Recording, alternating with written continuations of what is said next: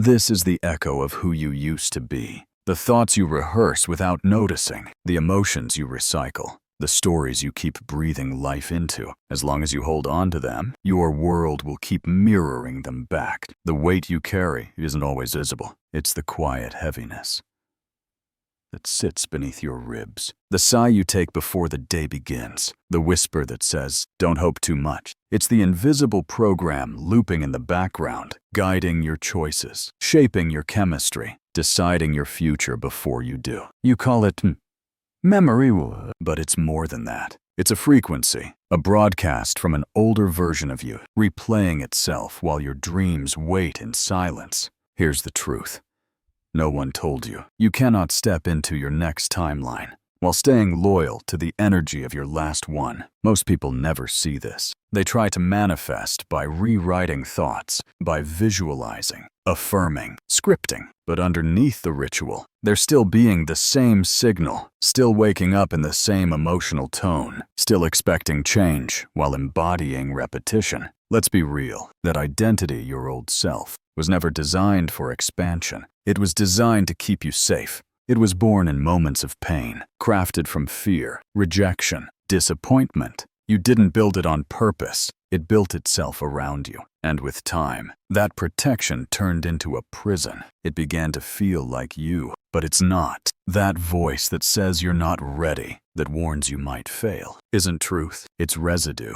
A vibration of the past still echoing in your field. Quantum science has already proven that reality doesn't exist on its own. It responds always to the observer. Your perception, your frequency, your state of being. You are not standing inside the field, hoping it listens. You are the field, collapsed into form, remembering itself through you. So each morning that you wake and step back into the echo of who you were, the universe listens and repeats, not out of punishment, not out of judgment, but because the field is faithful to harmony. You are its signal, its tuning fork, and it can only mirror the vibration you broadcast. You don't manifest by wishing. You manifest by being. Reality doesn't answer what you say you want. It responds to what you consistently embody. That's why this path isn't about becoming more.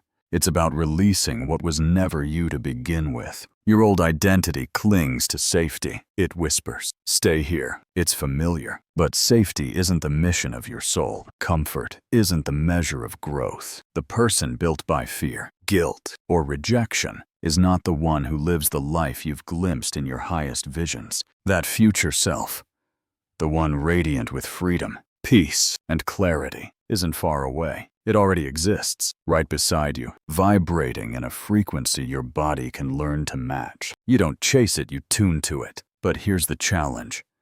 Most avoid. You cannot enter a new timeline while your nervous system is still addicted to the emotions of the old one. You can't keep replaying guilt, anger, or shame and expect the field to translate that into expansion. You can't keep breathing the chemistry of the past and expect to collapse into a higher vibration. So what happens now? This is where we end the loop, where awareness becomes release, where we meet the old self not to condemn it, but to thank it for the protection it once offered. And then we let it dissolve. In this space, we will step into the quantum field, not through words, but through resonance, not through force, but through coherence. Together, we'll collapse the lingering patterns of the past, the emotional residue still shaping your reality, and make room for the frequency of who you already are becoming, because the universe isn't asking for more effort. It's asking for different alignment. You were never stuck because your future isn't real. You were only looping because your signal hadn't changed. Until now, you're not trapped because life is against you. You're trapped because your identity keeps rebuilding the same pattern over and over again. But the moment that identity softens, the moment you release the heaviness, the labels, the stored emotions, everything begins to bend. Reality shifts its architecture. The field rearranges itself in real time, not because of what you're doing or saying, but because of what you've finally become. Now breathe. Feel that quiet stirring in your chest. That's not something arriving from the outside. That's your frequency waking up from within. Are you ready to meet the self that's already free? Let's continue. You wake up, same ceiling, same routine. The same inner monologue looping before your eyes even open. I hope today feels different. But as soon as your feet touch the floor, your body has already chosen the past. Why? Because before your conscious mind has a single thought, your subconscious identity has already taken command. You don't step into a new morning, you step into an old program. Again, the body remembers, not as memory, but as chemistry. Each emotion writes itself into your cells. Each reaction builds a neural groove. Over time, that groove becomes who you think you are. You stop truly living the present moment and start reenacting the same emotional film frame by frame, until life itself feels like déjà vu. Dr. Joe Dispenza reminds us, by age 35, 95% of what we call self is a collection of rehearsed thoughts, reactions, and unconscious patterns, meaning most of your personality isn't conscious creation, it's memorized repetition. Bruce Lipton takes it further. He says the instant you shift your perception, you rewrite the chemical language of your body. That means who you are emotionally, hormonally, energetically, is scripting the version of reality you wake up inside every day. This is why transformation can feel like resistance, because you're not just changing your thoughts, you're reconditioning a body addicted to its old emotional chemistry. You're teaching your biology that safety can exist without suffering. And that's where real freedom begins. Not in the mind, but in the nervous system that finally lets go. The version of you that braces for disappointment. The one who quietly expects to be left behind. Who doubts they deserve anything extraordinary. Isn't broken. They simply learned long ago that lowering expectations felt safer than being hurt again. You didn't consciously choose that belief. At some point, your system equated familiar pain with security. And the nervous system always chooses what feels safe, even if it quietly destroys you. That's the true prison, not the outer circumstances, but the identity you fear releasing, the one that feels like home, even when it drains your joy, even when it tightens your chest, even when you know, deep down, it's not who you came here to be. So, let me ask you gently, without blame, what emotions live in you most often? Is it guilt, frustration, shame, the subtle ache of unworthiness that never fully leaves? What if those feelings aren't accidents at all? What if they've become rituals, neurochemical habits that your body now craves, because they confirm who you used to be? And if emotion is energy, what kind of world do you think that frequency is summoning? Here's the uncomfortable truth most never face. Your old self isn't just a story. It's an electromagnetic field. And the quantum field around you isn't responding to the words you speak or the mantras you repeat. It's responding to the frequency you radiate every moment you exist. Your broadcast is your reality. And until the signal changes, nothing outside can. You can say you're ready for love. But if the quiet frequency beneath your words whispers, "I'm not enough," you'll keep repelling the very intimacy you crave. You can visualize wealth and freedom. But if your emotional home is built on fear or scarcity, your body will subtly push away every opportunity that doesn't feel safe, not because you're unworthy, but because your nervous system hasn't yet caught up to the version of you who knows how to receive. That's why you can read every book, attend every retreat, recite every affirmation, and still feel like something invisible keeps holding you back. Because transformation isn't intellectual, it's energetic, it's vibrational, it's cellular. So where do we begin? First, by seeing, not with judgment, but with honesty, to recognize that who you've been is not permanent truth. It's simply a pattern, a practiced vibration, one you can stop rehearsing. The moment you choose to stop identifying with it, this isn't about self-rejection. It's about self-liberation. It's about giving yourself permission to lay down the armor of the self that only existed to survive. A world that no longer needs your defense. And here's the paradox that changes everything. The moment you can observe your old self without fusing with it, you shift from being the pattern to becoming the presence that witnesses it. In quantum language, that moment of awareness collapses the wave. The second you see the old self as energy, you are no longer trapped by it. You become the consciousness beyond it. And that awareness, that flicker of recognition, is the first crack of light. through which an entirely new timeline begins to emerge. So I invite you to engage not passively, but intentionally.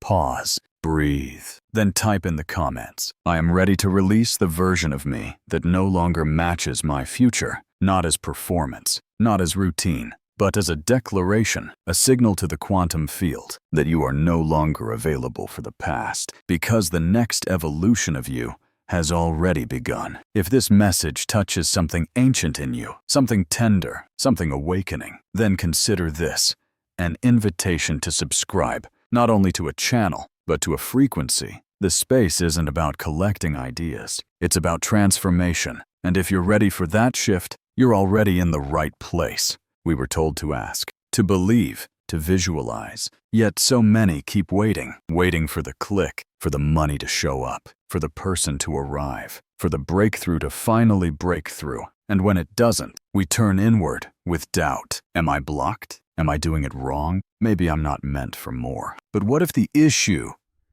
isn't that your vision is too big? It's that your vibration is too familiar. Here's the part most teachings skip. The quantum field doesn't respond to your vocabulary. It doesn't react to a collage on a wall, and it isn't moved by what you say you want. It mirrors one thing only, your state of being. That's vibrational coherence. In quantum terms, coherence is when heart, mind, emotion, and action line up as one. It's the energetic yes the universe can read, not the yes you jot in a journal or recite at sunrise, but the yes you embody, felt, lived, consistent. You cannot out-manifest your baseline frequency. The field doesn't hear "I want abundance."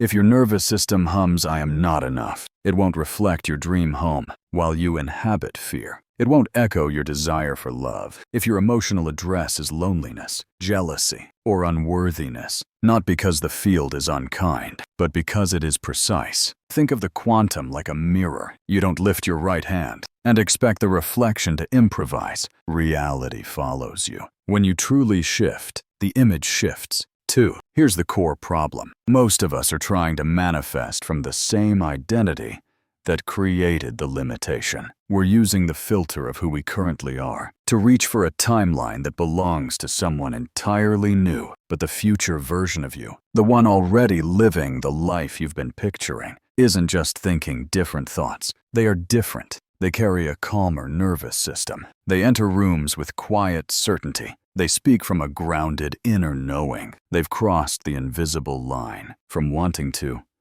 being, from hoping to embodying. Let's put that into simple physics. Every thought emits an electrical signal. Every emotion radiates a magnetic field. Together, they form your energetic signature, a constant broadcast sent into the quantum field. And the universe doesn't respond to the words you repeat. It responds to the frequency you transmit. So pause and ask yourself, what's your broadcast right now? Is your inner signal a match for the reality you say you're calling in? Or are you still radiating fear, lack, urgency, while expecting to receive a timeline built on gratitude, trust, and expansion? It's like trying to tune into a song that lifts your soul while your radio is still stuck between frequencies, all static and noise. That's what happens when the old self reaches for a higher vibration without dissolving its own interference. This isn't about forcing positive thinking. That's surface work. This is about energetic truth, because the field, the unified intelligence behind everything, doesn't react to your words. It listens to the language of your body, your chemistry, your coherence. Heisenberg's observer effect revealed something profound. The very act of observation collapses possibility into form. But here's the part most miss. It's not just that you observe reality. It's that who you are, while observing, determines what becomes real. Neville Goddard said it simply. You don't manifest, you select. Your state of being is the selector. So let that sink in. You're not waiting for the future to come to you. You're tuning yourself to the frequency where it already exists. And the moment you match it, that reality has no choice but to appear. You can't align with a future you've never energetically met. That's why the shift doesn't begin out there. It begins inside. You stop chasing what you want and start becoming the version of you who no longer needs to chase. You don't pull things closer, you rise into resonance with them. This is why manifestation without identity, work, always feels like resistance, like pushing a mountain uphill. You're trying to build a new timeline on the foundations of an outdated self. And no matter how exquisite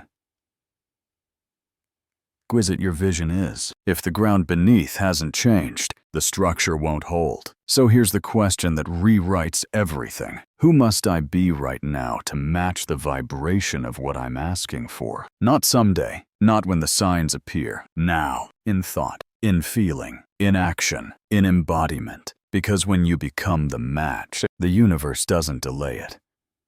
Mirrors, maybe not instantly in matter, but in momentum, in symbols, in whispers, in magnetic coincidences. You'll know when it happens. There's a soft certainty that arrives, a sense of ease replacing effort, of being exactly where you're meant to be, doing exactly what aligns with your highest frequency. That's the moment the field begins to bend around you. Are you ready to meet the self who's already living there? You don't need to build that version. You only need to remember them, because that self, the one who already has what you've been seeking, isn't far away in the future. They exist now, pulsing in the same infinite present as you, not as an idea or potential, but as a living vibration, waiting for your awareness to lock in. Quantum physics has been whispering this for decades. Reality isn't a straight road. Time isn't a timeline. You're not marching from A to B. You are standing in an infinite ocean of now moments, each holding a different version of you. And the only thing that determines which one you live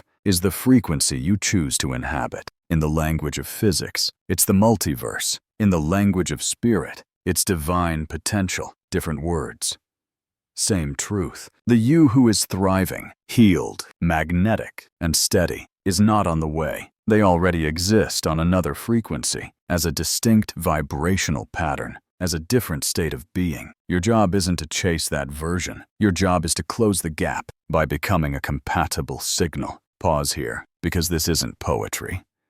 It's practice. Ask yourself, if your highest self were already alive within you, what would their inner dialogue sound like? How would they breathe? How would they step into a room, speak to strangers, care for money, meet the unknown? Would they cling to doubt? Would they keep replaying an old rejection? Would they settle with a quiet, maybe this is all I get? No. Your higher self hums with trust, moves from alignment, embodies grounded confidence and a calm that draws life in. They don't force outcomes. They attract through coherence. Their energy arrives before their words, and everything in their orbit, relationships, health, purpose, reorganizes to match. Here's the part most people miss. The universe doesn't rearrange because you're worthy. It rearranges because you're in resonance. And resonance isn't pleaded for, it's embodied. That's why the most powerful shift you can make today isn't external, it's internal. It's choosing to stop wearing the old story and start aligning with the new one, not because it's visible yet, but because you've decided to meet it vibrationally. You walk first, then the path appears. So let's go deeper. Close your eyes for a breath. Imagine entering a room. The version of you who already lives the life you're calling in is standing there. Feel their presence not as a fantasy, not as a stranger, but as someone intimately familiar, because they are you. They have always been you, quietly waiting for you to remember. Notice how they stand, the ease in their posture, the calm in their gaze, the quiet certainty in their voice. They don't persuade, they emanate. They've dropped the heaviness, released the rehearsed stories, and dissolved the self that was once sculpted by fear. In its place, something luminous has emerged, a being anchored in truth, unburdened, awake. Now ask this future self a simple question. What did you release to feel this free? Because the new you isn't created by adding more. It's revealed through unraveling, through shedding the layers of programming, protection, and pain until only essence remains. Soul, simplicity, alignment. This is the real shift. You are not becoming anything new. You are remembering what has always been true. You're not forcing a new reality into existence. You're tuning into one that's already alive in the field, And the moment you do, the instant you stop identifying with the old vibration and start resonating as your higher self, the field moves. At first, it's subtle. A new idea flickering through your awareness, a message from someone you hadn't heard from in years, an intuitive nudge your old self would have ignored. Follow those threads. Each step stabilizes the new timeline. Soon, synchronicities multiply. The random becomes precise. Opportunities seem to find you because you're no longer tuned to resistance. You're tuned to reception. And here's the grace in all this. The old self doesn't need to be destroyed. It only needs to be honored and released. It wasn't wrong. It was simply outdated. A system designed to keep you safe, not sovereign. So thank it, lay it down, and step forward as the version of you who already knows how this story unfolds. You are not chasing your new life. You are arriving in it. You're not reaching for your new life. You're aligning with the self who's already living it. Are you ready to meet them? Let's move beyond words, beyond theory. Let's feel it. Let's become it. Because no idea, no quote, no revelation, no matter how divine, will change you until it's embodied. This is where transformation becomes tangible. This is where the new timeline begins to crystallize through ritual, through resonance, through conscious choice. Right now, you'll guide yourself through a quantum identity recalibration, not by forcing, not by fixing, but by dissolving the self that no longer fits your future and inhabiting the one that does. Let's begin. Step 1. Name the old self. You cannot release what you refuse to see. So give that identity a name, a symbol,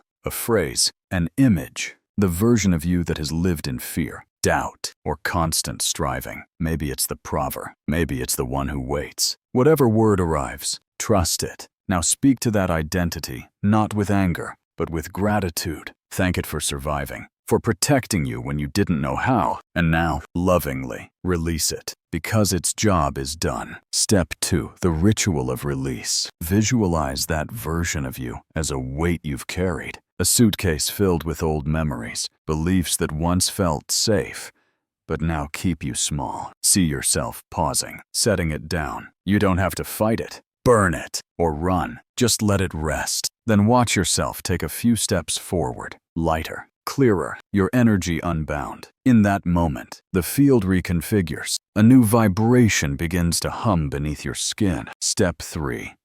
Embody the new self. Who are you now? Stand, breathe, and inhabit that identity. The one who moves with calm certainty. The one whose intuition leads, whose presence is louder than it, who no longer chases or because they are what they once pursued. Notice your breath slower, fuller. Notice your spine taller, aligned. You are home in your own energy. Step 4. Anchor the frequency. Speak this declaration aloud, not as a mantra to memorize, but as a frequency to inhabit. I no longer collapse the past. I tune into who I truly am. Again, slower. I no longer collapse the past. I tune into who I truly am. Let the words sink deeper than thought. Let them reverberate through muscle and marrow, through every cell that once remembered pain, because every atom is listening. Every field around you is listening. And as you speak, you're not just saying it, you're broadcasting it. As you begin to vibrate as the new self, the field quietly reorganizes.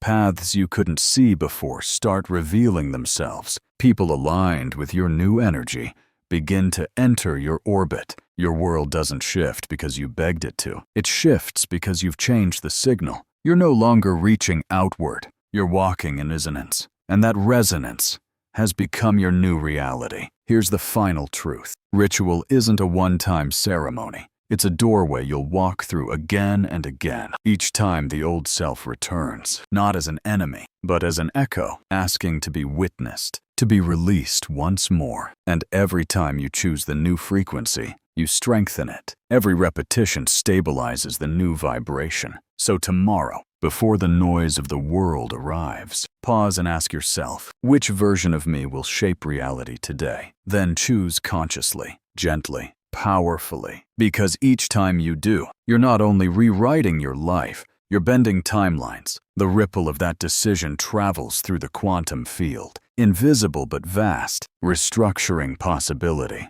For everyone who feels your coherence, You've done it. You've rewritten your energetic code. You've dissolved the weight of the past and entered the field as someone reborn. And as you release who you were, life begins to rearrange itself around who you truly are. Not later, not after 1,000 steps, but now, in this very breath. The shift doesn't start when the world changes. It begins when you do, and maybe right now, you can feel it. A subtle lightness, a calm that feels new yet ancient, a quiet whisper rising from within. Something has shifted. That isn't wishful thinking. That's the field responding, because reality was never fixed. It's fluid, responsive, alive, waiting for you, not to chase it, but to tune into it. This is how quantum manifestation truly works. You don't drag your future toward you. You rise to meet it. You become the vibration of the life that's been waiting for you all along. And now, by the law of resonance,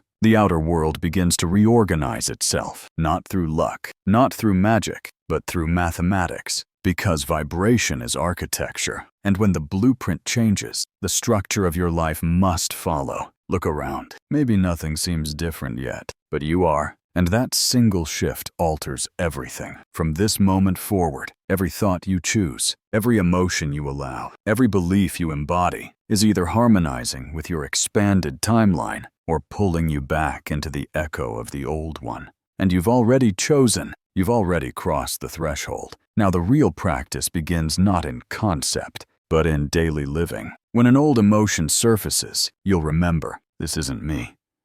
It's memory. When an old pattern tries to replay, you'll pause and whisper, I no longer collapse that version of myself. When fear knocks, you'll meet it with stillness. When doubt returns, you'll breathe deeper. You'll speak slower. You'll respond from the self the old identity never had access to. Because you're no longer transmitting the past, you've changed the signal, and that change ripples outward in ways both subtle and spectacular. Some signs will appear quickly. Clarity that feels electric, synchronicities that align like constellations, people reflecting a new version of you. Others will whisper softly, an ease in your body, a spark of intuition, an effortless unfolding that reminds you the field is responding. So as we close this sacred space, I invite you to leave more than a comment. Leave an imprint. If this message awakened something ancient within you, if it reminded you of the self that was never broken, never lost, only waiting to be remembered, then write it below as a declaration. The old me has been released. Let that sentence be your signature, your vibrational stamp on the quantum field, a ripple, a beacon, a signal of remembrance. And if this space felt like more than content, if it felt like home, then stay close, because this isn't just a channel, it's a frequency, a gathering of souls, collapsing old timelines and rising into coherence together. Subscribe not just to connect, but to stay calibrated, to stay aligned, to stay awake. Because this evolution isn't individual, it's collective. The more of us who live as truth, the more the world reflects truth itself. You are not walking alone. You are part of a living field, a wave of beings remembering their quantum nature. And once you awaken, you can't go back. The old self has completed its mission. The new self is already writing the next chapter. Reality is listening, and it's whispering back, welcome home. We'll see you in the next timeline.